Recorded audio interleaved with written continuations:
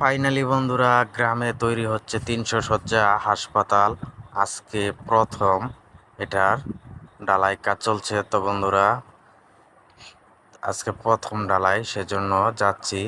এবং বিরাট পরিসরে 18-19 বিঘা জমি নিয়ে 300 শয্যা বিশিষ্ট একটি হাসপাতাল তৈরি হচ্ছে আমাদের গ্রামের পাশে মেরিন সিটি বালুর মাঠে। তো বন্ধুরা, এই মেডিকেলটি হাসপাতালটি তৈরি হলে আমাদের আশেপাশে এলাকার মানুষের অনেক চিকিৎসা ক্ষেত্রে অনেক ব্যাপক সাফল্য আসবে এবং এলাকার মানুষের কর্মসংস্থান হবে।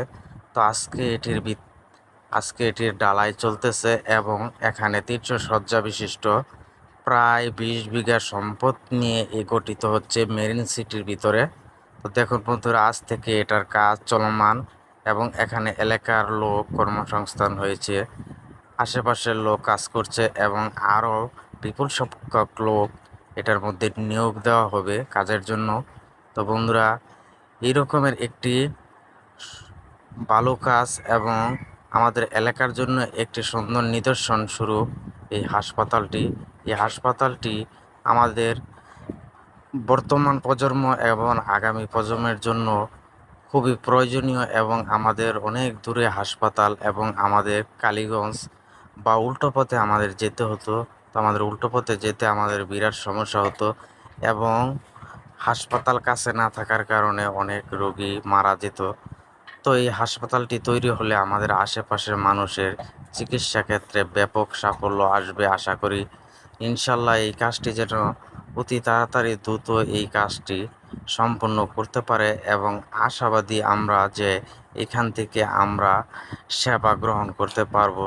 তো যিনি এটি নির্মাণ করছেন এবং এখানে প্লটে বাড়ি করার আগে তিনি এই জায়গায় হাসপাতাল তৈরি করার সিদ্ধান্ত নিয়েছেন, ওনাকে লাখ লাখ ধন্যবাদ যে তিনি এরকমের একটি ভালো কাজ উদ্যোগ নিয়ে করতেছেন এবং মেডিকেলটি প্রায় অনেক বড়, প্রায় 300 শয্যা হাসপাতাল এবং প্রায় 20 বিঘা সম্পদ নিয়ে গঠিত হচ্ছে এই হাসপাতালটির হাঁটাবো এবং দৈদারটেকের মাঝখানে বালুর মাঠে অবস্থিত।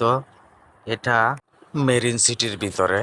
এই এই হাসপাতালটি আশেপাশের গ্রামের হাটাবো, দৈদারটেক, নোয়াগাঁও, কালনী, ইন্নাল, বইলদা, উলব, জিন্দা, পাগলা, আমিদিয়া, কাজিরটেক, আশেপাশের যে গ্রামগুলো আছে, আশা করি সবাই এইখান থেকে এর সুফল পাবে এবং চিকিৎসা সেবা গ্রহণ করতে পারবে।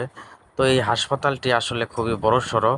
তো এখানে প্রায় 20 বিঘা সম্পদের মধ্যে এই হাসপাতালটি নির্মাণ হচ্ছে। তো আমরা দোয়া করি যেন এই হাসপাতালটি অতি তাড়াতাড়ি কাজগুলো সম্পূর্ণ করতে পারে এবং চিকিৎসা সরঞ্জামগুলো দিয়ে যেতে অতি তাড়াতাড়ি চিকিৎসা ব্যবস্থাগুলো চালু হয়। তো ধন্যবাদ সবাইকে, ভালো থাকবেন।